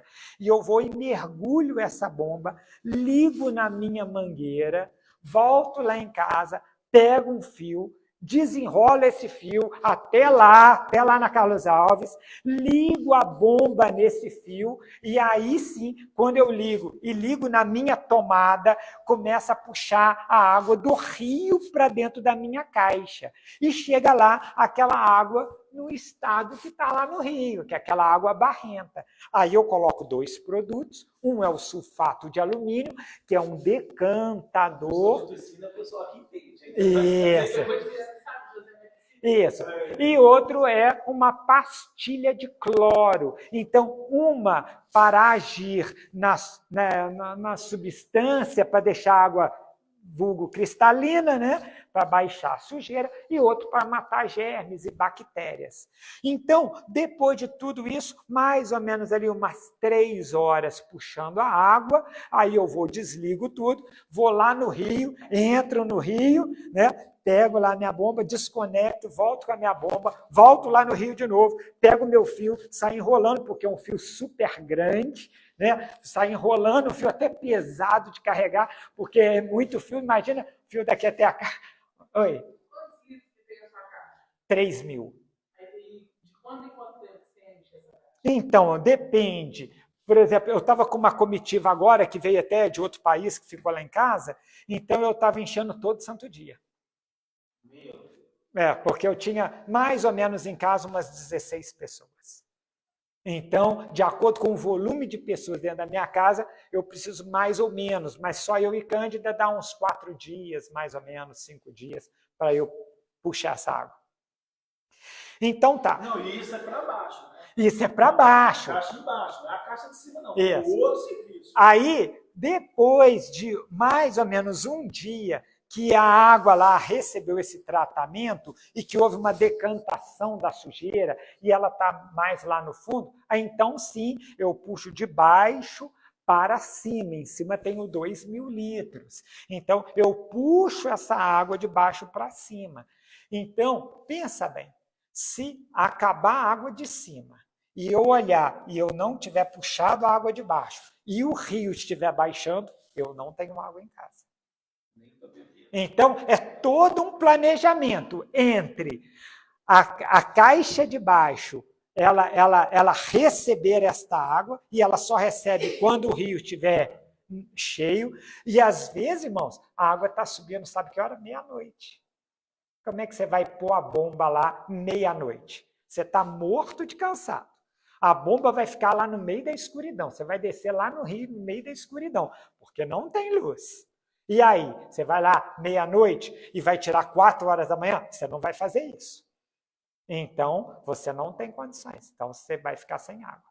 Então, existe toda uma vigilância constante em cima da água para que, né, eu até inventei um sistema lá no qual você consegue de baixo olhar quanto de água tem em cima, porque lá existe um chamado castelo. A caixa d'água está numa altura que você não tem acesso. Lá não tem uma escada para subir. Eles sobem na habilidade. A ponto que você fala assim, não tem homem que sobe aí. Eles sobem. Eu vi uma criança de 3 anos subir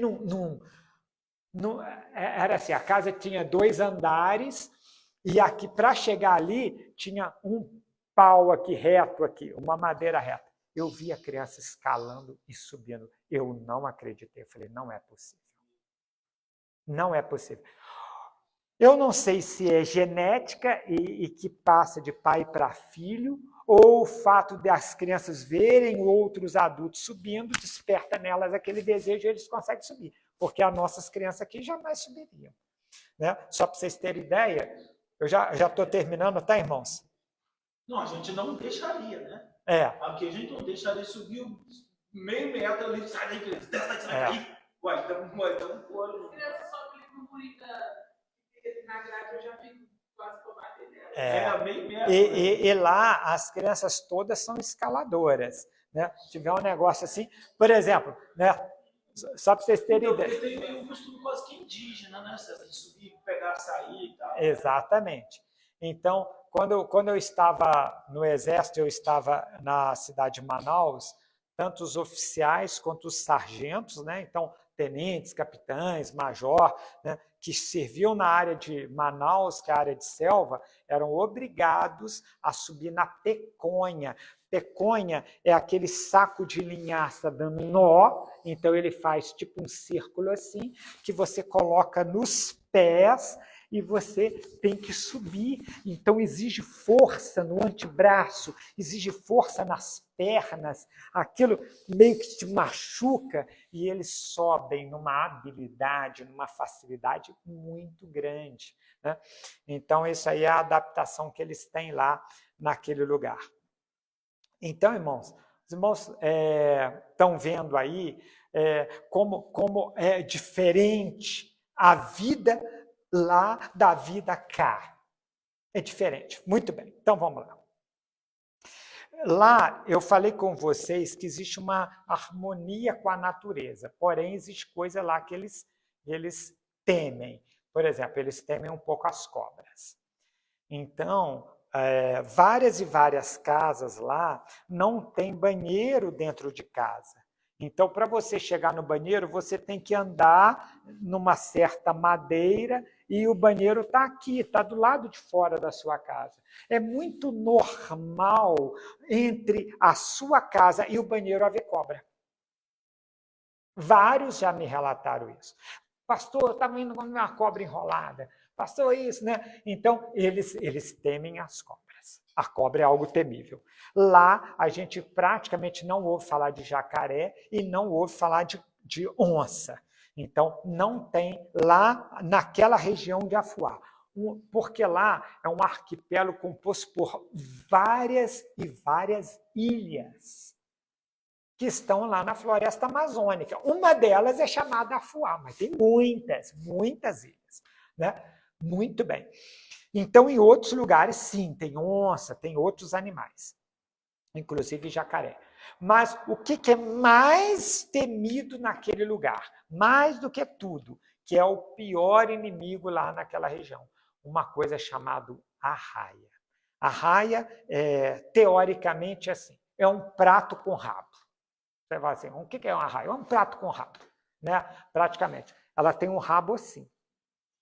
E ela é achatada e ela gosta de ficar na beira do rio, escondido no meio da lama. Ela tem cor marrom. A cor da lama, a cor da água. Então, visualmente, não é fácil você identificar uma arraia. É difícil. E essa arraia, ela tem um poder de penetração, ela tem um veneno que aquilo ali encrava na pessoa e nunca mais ela perde a marca. Aonde ela foi picada pela arraia, vira um buraco fundo.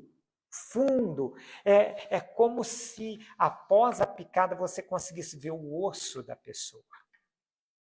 Então, eu vi menininha, eu vi senhora, eu vi homens, alguns mais de uma vez. E há um certo tempo, não muito, então isso não tem um ano, que um homem com bota, esposo de uma irmã lá da igreja, com bota, e a arraia furou a bota e machucou ele violentamente, a ponto dele ter que ir para o hospital. A ponto de ficar um mês sentindo dor. Um mês de dor. E nunca mais. Quando alguém fala assim, eu fui picado pela arraia, olha aqui. Aí você vai ver o buraco. A carne, é como se a carne não regenerasse mais, ficasse aquele negócio meio afundando dentro da pele, por causa da violência que a arraia é. Então, esse é o bicho mais temível daquele lugar. Muito bem. Então, irmãos, haveria muitas e muitas outras coisas que eu poderia ainda falar a respeito de lá, da cidade, das dificuldades daquele lugar, né? De coisas boas e ruins que tem em cada terra. E, acima de tudo, nós estamos ali para pregar o Evangelho, para mostrar Jesus para essas pessoas. Então, a gente precisa ignorar, a gente precisa vencer, a gente precisa deixar para lá as coisas ruins, tomar todo cuidado. Uma vez eu fui para um lugar chamado Ilha das Pacas com o Jonathan, esse mesmo da Gigi, né? O dono da Gigi, da jiboia, né? O dono da Gigi. E aí ele falou assim, pastor, vamos lá para a Ilha das Pacas? Vamos para a Ilha das Pacas, pastor? Vamos lá? A gente vai lá para a gente pregar lá, para a gente fazer uma visita? Falei assim, tá bom. E assim, uma coisa, irmãos, é você navegar no Afuá. Outra coisa é você navegar no Amazonas. O Amazonas, ele é violentíssimo. Quem não é da terra, eles não sabem o que é o rio Amazonas. Se pensar assim, um rio tem onda? E tem muita. E tem muita.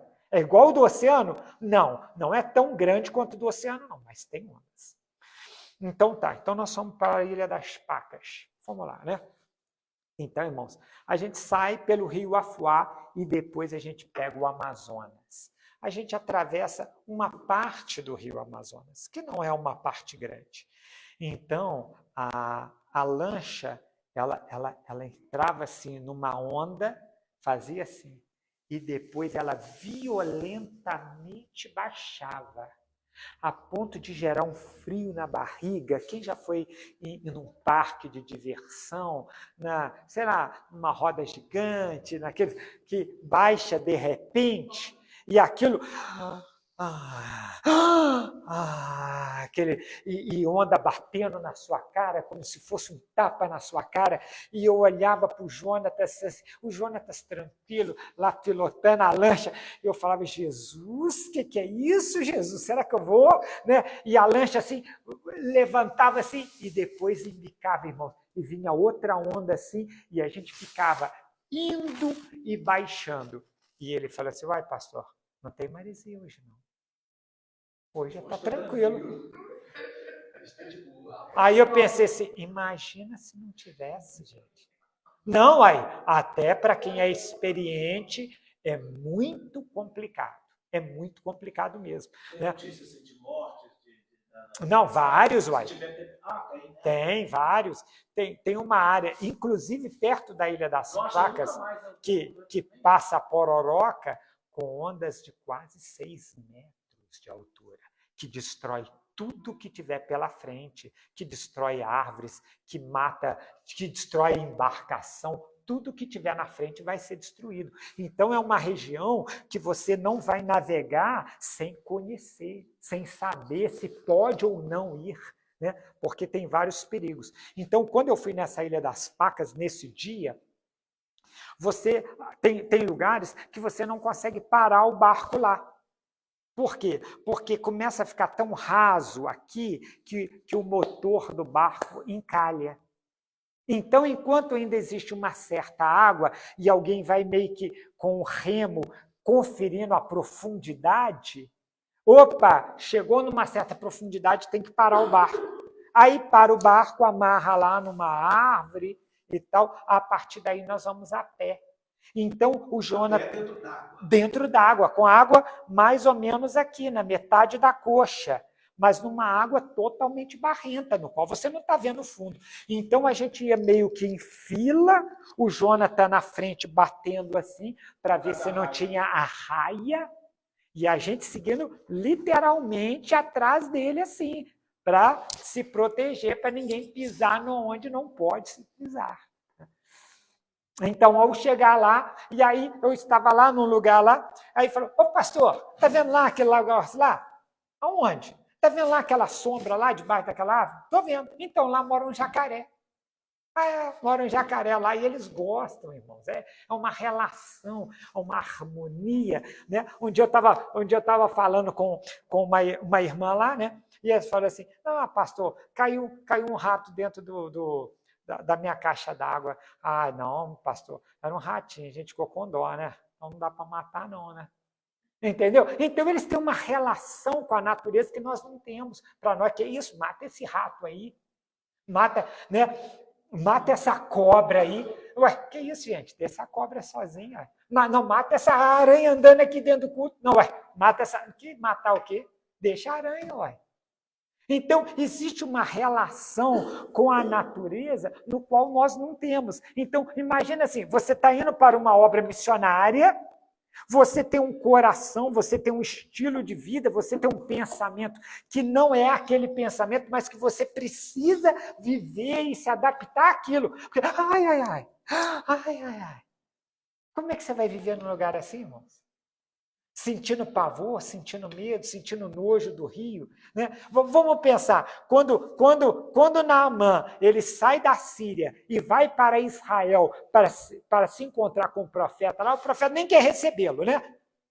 Eliseu nem vai recebê-lo, vai mandar um mensageiro lá e falar assim, olha, toma banho aí nas águas do Jordão e você vai ser sarado. Aí ele olha para aquelas águas, fala assim, não é Abana e Farfar, rios de Damasco, melhor que todas as águas de Israel, porque lá o Jordão poderia ser um rio barroso, com barro, com coisa, e ele pensou, né? E aí Deus queria o quê? Quebrar aquele orgulho de Naamã. Então, quando a gente chega numa terra dessa, como missionário, você tem que ter um coração humilde. Falar assim, que isso? Gente, São João del Rei é muito melhor. Olha o supermercado, olha o clima. Aqui, não estou vendo nenhuma aranha aqui. Não tem rato andando aqui em cima? Tem barata voando? Cadê a Gigi? Gigi não está. Então, aí você tem outra vida. Você tem uma vida tão diferente da realidade de uma obra missionária. Então, para alguém que quer ser missionário, ele precisa estar preparado para essas coisas. Preparado em qual sentido? De você aceitar isso. De você não ficar assustado com isso. Né? Às vezes você está assim, né? Aí aquele barulho de rato e tal, e às vezes a pessoa fica meio incomodada. Nossa, mas tem tanto rato, né? Então você tem que aceitar que a vida naquele lugar, ela tem as diferenças que não tem na vida que você está acostumado na sua terra. Você até fala, para terminar, não quero te interromper, fica à vontade, da sua visão espiritual da coisa. Né? E qual que é a visão espiritual dessa evangelização, como é que é, a malignidade de cultura, esse tipo de coisa? Então, irmãos, lá assim, eles têm assim, primeiro que lá o catolicismo é muito forte. Então, o catolicismo manda na cidade. Então, quando eu disse para vocês que um dia que eu precisava ir a Macapá e eles falaram que não tinha barco, é porque haveria uma procissão de barcos, no qual todas as lanchas, todos os navios, tudo que tivesse flutuação estaria à disposição da Igreja Católica. Então, várias pessoas que às vezes vão à igreja e estão lá e você pensa assim, esse aqui é crente. Não, ele não é crente, ele é católico. E ele está lá indo à igreja. Tem quanto tempo que o senhor já está lá? Em novembro farei 2 anos. Você tem uma noção de quantas pessoas foram conquistadas para o Evangelho nesse tempo que você está lá? Então, assim, de aceitar a Jesus, eu vou falar assim, perto de umas 10, 12 pessoas aceitaram a Jesus nesse período. Então, é um lugar no qual a gente vê muito pouca conversão, muito poucas pessoas. Então, você tem uma igreja que fica relativamente cheia no domingo, então eu vou falar assim com umas 30 pessoas, 40 pessoas, às vezes até mais, 50, às vezes até 60 pessoas no domingo, mas você tem muito poucas pessoas se convertendo de verdade. Existe uma força muito grande na cultura deles, na forma deles viverem. E o Evangelho, ele exige uma mudança de vida, porque o Evangelho é uma nova vida em Cristo. O Evangelho é transformação, o Evangelho é deixar sua velha vida para trás.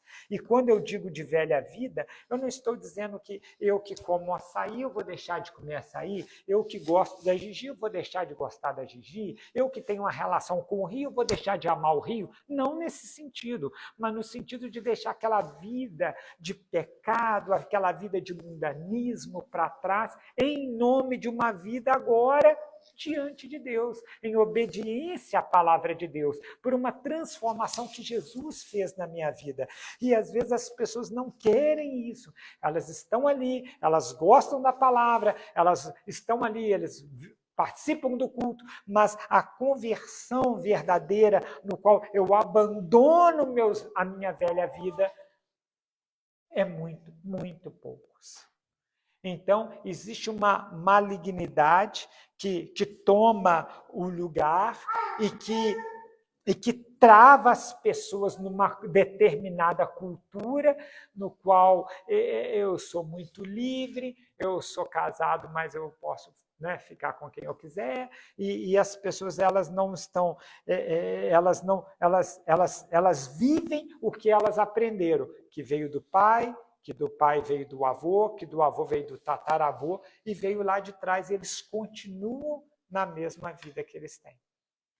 Então, eu vejo isso como um grande obstáculo ao evangelho, muito poucas conversões, muito pouca gente realmente se entrega para Jesus, e com isso eu tenho praticamente quase ninguém para me ajudar nesta área espiritual, para compartilhar comigo as pregações, para me ajudar lá tocar, né, liderar aquela igreja. Então, há uma dificuldade muito grande. Lá, nós temos uma escola que a gente denominou de CAF. CAF é o Centro de Apoio Familiar.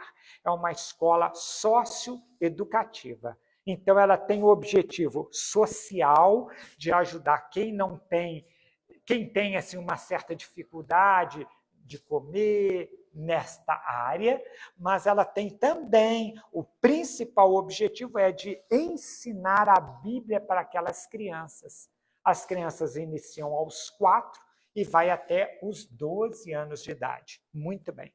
Essas crianças, elas aprendem, elas todos os dias têm uma aula da Bíblia e elas têm um reforço, geografia, matemática, português, leitura, né? Então, são praticamente 100 crianças. E elas têm educação física, e eu dou educação física, e tem os professores lá que dão as aulas. E a minha esposa é a que lidera o CAF, que é o Centro de Apoio Familiar. Então, é um grande desafio que nós temos lidar com essas 100 crianças, mais 2 igrejas, uma que está ao lado da minha casa e uma que está ao longo do Rio Curupaxi. Só para eu chegar lá no Rio Curupaxi, eu gasto mais ou menos R$300. Porque é combustível, é alimentação, é algumas coisas que eu tenho que preparar para ir lá no Rio. E eu vou lá só a cada 15 dias.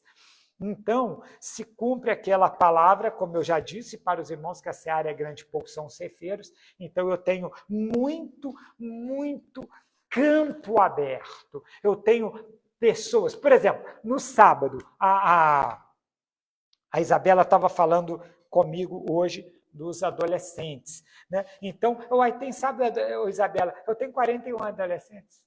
Gente, eu não sei o que eu faço com eles. Aí no meio dos adolescentes, vem uns ditinhos. Ditinho, o que é um ditinho?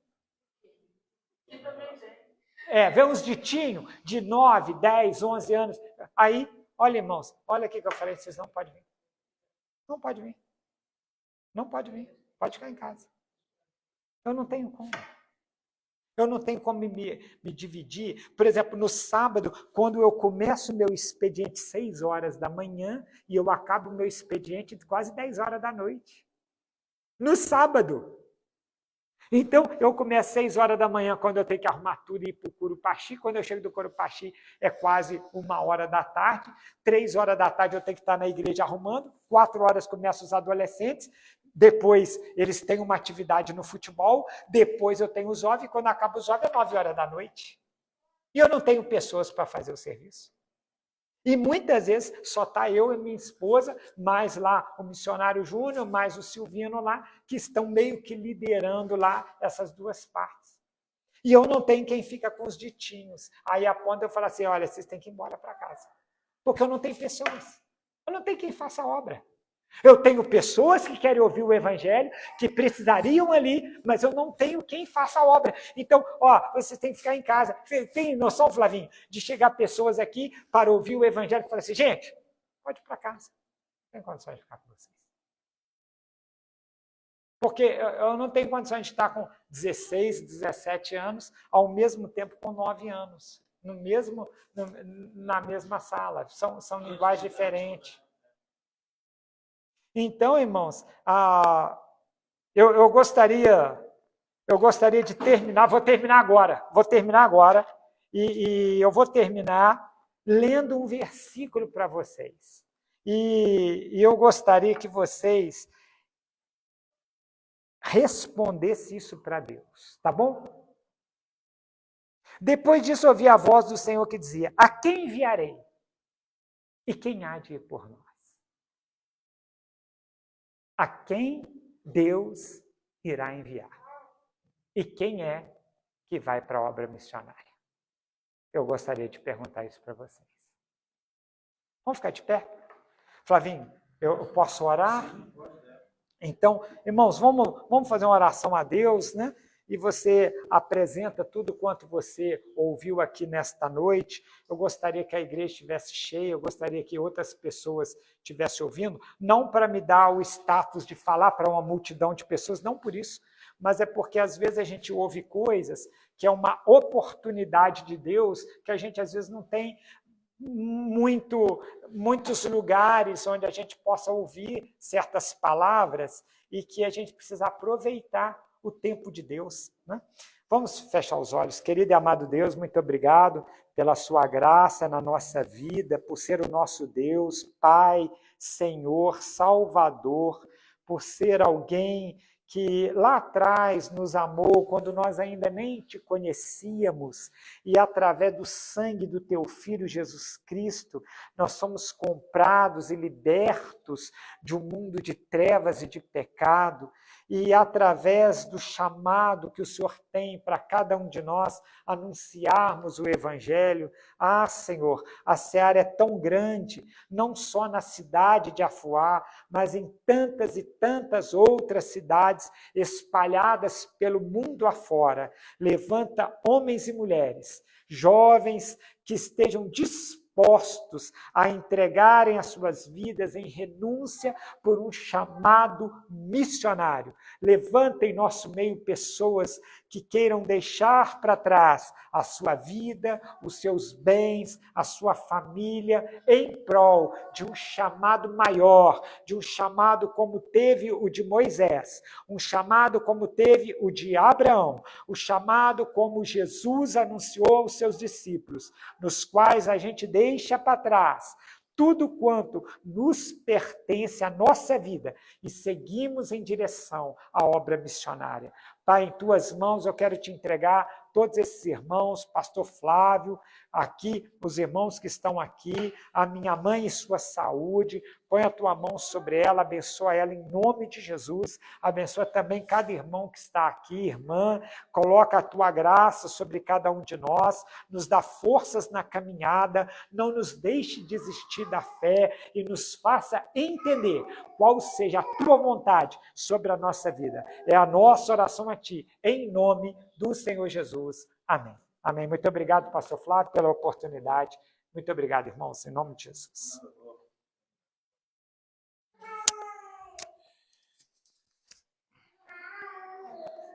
Amém, graças a Deus. Espero que cada um seja profundamente edificado, né, com essas novas realidades, ainda que a gente não tenha ido lá, mas pelo relato do missionário. Nós vamos terminar orando aí pela vida do César, né, da missionária Cândida, pastor Júlio César, que é a missionária Cândida, alvo da igreja Batista ali, não é? Não, da igreja Batista dos Estados Unidos. E para a própria cidade de Afuá, né, aqueles indígenas da beirada também ali, né, de outras situações. Deus e Pai, muito obrigado pela tua graça, e nós louvamos, ó Deus, que o Senhor possa realmente nos abrir nossos olhos a respeito da bonança e da abundância da qual a gente vive, e dessas facilidades as quais a gente tem nessa Minas Gerais. Senhor, nós oramos pela vida do pastor Júlio César, que seja cheio do Espírito Santo, cheio da graça, de força e proteção de Deus, a missionária Cândida, eles entre si e com a relação com a cidade, e que eles tenham esse poder de conquistar e saquear o inferno, meu Pai, e repreender Satanás, e que possa levar o Evangelho, que as pessoas possam receber o Evangelho verdadeiro do Deus vivo e se arrependerem, de se converterem, serem salvos por Deus. Abençoe a cidade com o Evangelho. Pai, em nome de Jesus, o CAF, Senhor, meu Pai, os missionários autóctones, ou que vão para lá, e a Igreja Batista, que faz esse trabalho, e outras igrejas cristãs que fazem trabalho lá. no nome de Jesus Cristo, repreendendo as malignidades, acidentes com peçonha, com arraia, com cobras ou situações assim, proteção ali no rio. Em nome de Jesus, pedimos, Senhor, a tua graça sobre eles, agradecendo pela vida dos céus, meu irmão, meu pai, por essa companhia, meu Deus, no nome de Jesus. Louvo por cada um que aqui está, que assiste por vídeo, agora ao vivo, e por vídeo gravado posteriormente, Pai. Para a glória do nome de Deus. Amém. Eu quero terminar aí a bênção apostólica. Não existe cristianismo sem renúncia. A obra missionária é o topo da coisa, né? É só uma revelação do que é. Não existe cristianismo. O cristianismo, onde que as pessoas estão confortáveis, não é cristianismo, porque não existe cristianismo sem cruz. O grande e poderoso amor de Deus, o Pai, a comunhão de Jesus e as consolações do Espírito Santo seja com toda a igreja de Deus, agora e sempre. Amém e amém.